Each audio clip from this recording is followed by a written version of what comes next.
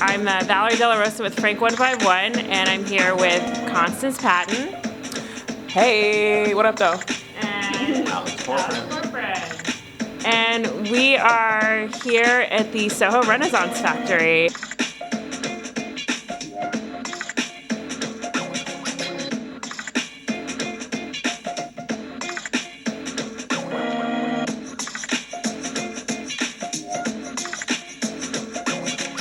We were just hearing about your vision back in June, so tell me what's happened since then and what's going on with the factory. I co-founded an artist collective, Soho Renaissance Factory, and it is comprised of myself, Amir Diop, Trevor Croup, Manuel Puya, Brendan T. McNally, KG Drysdale, and Sule. I mean, we met painting on the street, so I think, I had started painting because everything was boarded up, you know? And it was kind of like confusing. I remember kind of being like, did you guys know they're boarding up things? And you know, it was really crazy. So after the boards went up in early June, I think probably like the 1st of June, everything was boarded up, every single thing, like the whole Broadway corridor, every little street on the side. And I'm talking about like everything, every window, door. In regards to the collective, so we actually all met in the street. It was all very fluid, like serendipitous. Like right, that's a natural, long way. yeah, natural, natural. yeah, and very, very natural. Of us like painting the same days, and I just even the way I met these guys was like, well, one of the guys had a ladder, and I was like, hey, I'm like literally down the block, can I borrow it for a second? He was like, oh yeah, sure. Then I'm like, hey, I'm listening to music, and then next thing you know, by the end of the day, you know, we're like, hey, so you guys painting tomorrow? And I'm like, yeah. So I was like, oh.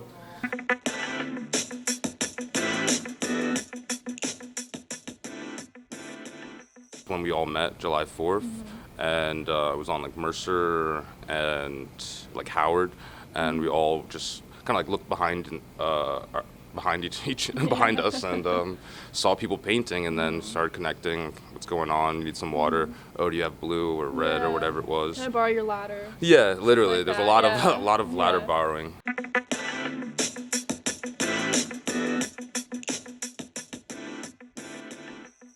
We found each other by painting in the streets during the protests during the Black Lives Matter movement.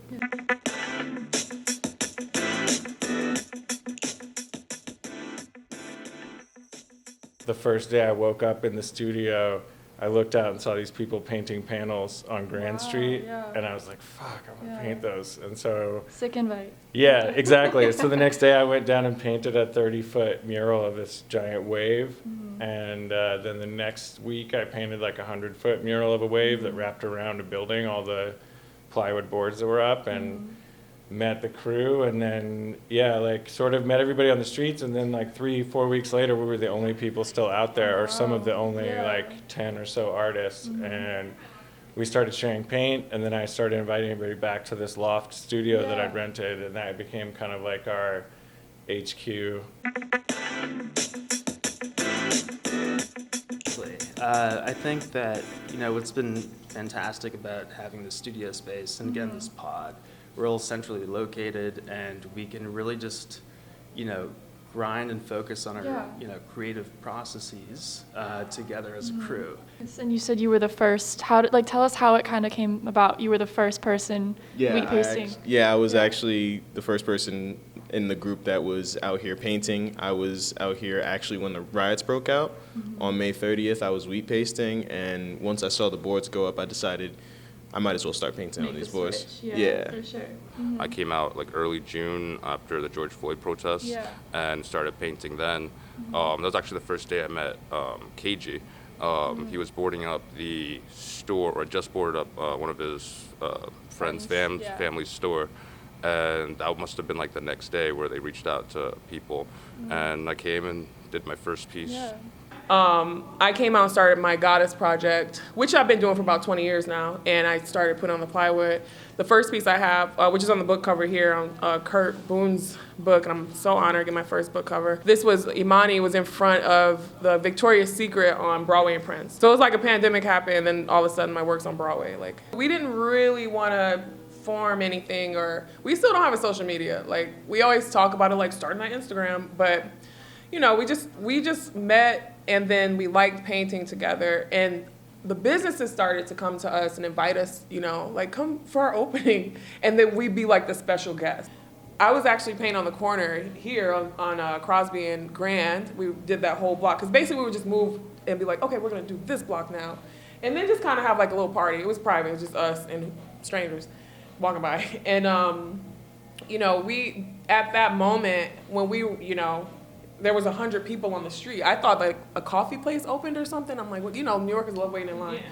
So I was like, oh, what's going on over there? And it was to celebrate the artists, actually. And so they just were like trying to celebrate something, and it was just really crazy. It was so crazy. That's when I knew, like, oh, this is a thing. So Noma offered Brendan a residency on the spot. And he was like, no, I got a team. And I was like, wow, okay. Yeah. I mean, I was like, okay, this is real. That's when we were like, this is real.